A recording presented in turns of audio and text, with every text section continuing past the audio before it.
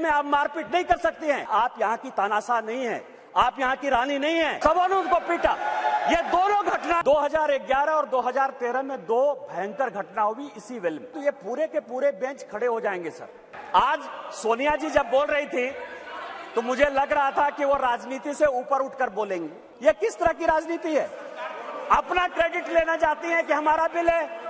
ये बिल आपका नहीं है। आप जो बिल लेकर आए वो गलत बिल है, और यदि इसके लिए किसी ने आंदोलन किया तो वो गीता मुखर्जी है, वो सुषमा स्वराज है। आपने ये नहीं बोलकर इस महिला बिल में भी राजनीति करने की कोशिश की, और आज का पूरा क्रेडिट जो जीता वो सिकंदर, जो गोल मारता है, यहाँ बंगाल के लोग बैठे हुए हैं, जो गोल मारता है उसी के नाम से गोल मारा जाता है। माननीय प्रधानमंत्री जी गोल मारने को तैयार हैं। ये भारतीय जनता पार्टी का बिल है और ये माननीय प्रधानमंत्री जी का बिल है, आपको ये मानना पड़ेगा।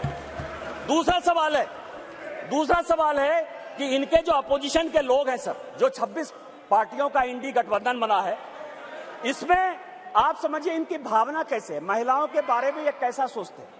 ये सोचते हैं, अब नहीं रहे, इसी सदन के सदस्य थे, राज्यसभा के भी सदस्य थे, इनके पार्टी के बड़े नेता थे अपोजिशन के, वो कहते हैं कि परकटी महिलाएं आ जाएंगी।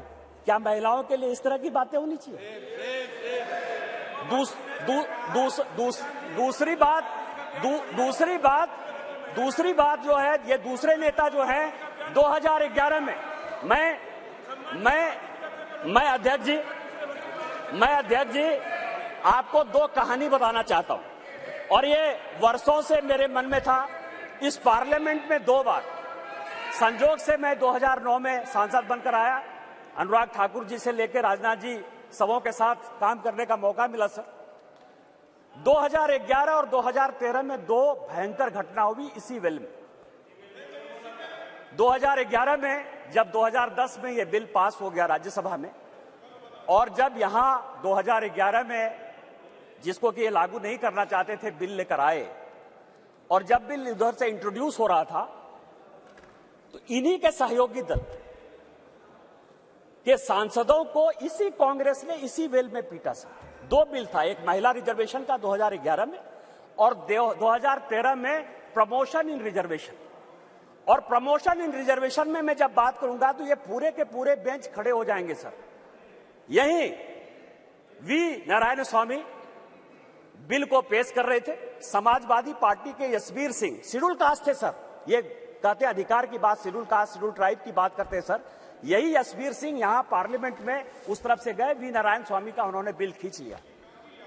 इस पार्लियामेंट में, इसी लोकसभा में सर, सबसे पहले बिल में यदि उसका कॉलर पकड़ने के लिए कोई आया तो यही मैडम श्रीमती सोनिया गांधी जी थे, और नीरज शेखर वहां खड़े थे, मुलायम सिंह यादव बाहर थे, और मैं वहां से कूद कर टेबल पर आया और मैंने कहा कि आप यहाँ की तानाशाह नहीं है, आप यहाँ की रानी नहीं है। इस वेल में आप मारपीट नहीं कर सकते हैं। और इनके जो इतने लेफ्टिनेंट थे, बिलास बुतेवार से लेकर सबों ने उनको पीटा। ये दोनों घटनाएं जो है, चाहे महिला रिजर्वेशन का हो, चाहे ये प्रमोशन इन रिजर्वेशन का हो, ये पार्लियामेंट है सर, सबको सत्य बोलना चाहिए। और मुलायम सिंह यादव ने कहा यदि बीजेपी नहीं होती तो आज के डेट में हमारे सांसद नहीं बचते। आपने तो सांसदों की हत्या करने की कोशिश की, और उसी दल के साथ, उसी 26 दल के साथ ये आए हैं जिनका की मानसिकता ही नहीं है कि महिला को रिजर्वेशन मिले।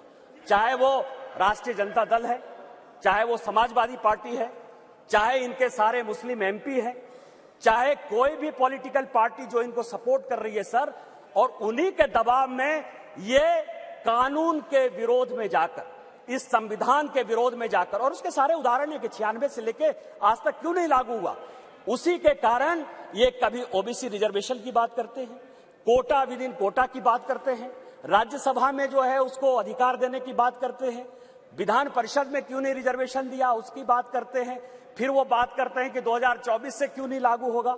इनको सब कुछ पता है, ये देश संविधान से चलता है। हम एक गरीब परिवार के बेटे होकर इस पार्लियामेंट में आए हैं सर। जैसे मैंने बात कही कि मेरे माँ पिताजी आज भी गांव में रहते हैं। यदि बाबा साहब अंबेडकर का यह संविधान नहीं होता, भारतीय जनता पार्टी नहीं होती, उस दिन भी मैंने कहा कि आपने गांव नहीं देखा है, गरीबी नहीं देखा है, महिलाओं की स्थितियां नहीं देखी है, आपने जो जो कानून पास किए वो महिलाओं के खिलाफ है। यदि 498 आपने पास किया जिसका आप क्रेडिट लेना चाहते हैं, तो उसमें से है पुरुष से ज्यादा महिलाएं ही जेल में बंद हैं। डॉरी के केस में जिस तरह से आपने बनाया, आज यदि आपने कई एक कानून ऐसे पास किए हैं जिसमें लोग महिलाओं को नौकरी देने के लिए तैयार नहीं होते हैं, आपने महिलाओं को रोकने का प्रयास किया, महिलाओं को बढ़ाने का प्रयास नहीं किया। और हम जो बिल लेकर आए हैं, जो माननीय प्रधानमंत्री जी के नेतृत्व में ये इतिहास रचने जा रहा है, और ये जो ऐतिहासिक पल है, और स्पीकर साहब आपके जीवन का जो ऐतिहासिक पल है कि उस कुर्सी पर आप विराजमान हैं, जिस पल में ये इतिहास बन रहा है वो केवल और केवल माननीय मोदी जी की देन है, भारतीय जनता पार्टी की देन है। हम संविधान सम्मत काम करते हैं और मेरा सबों से आग्रह होगा कि दल पार्टी से ऊपर उठकर जो ये संविधान आर्टिकल 82, 243D और 243T जिन आधार पर यह संविधान चलता है उसके आधार पर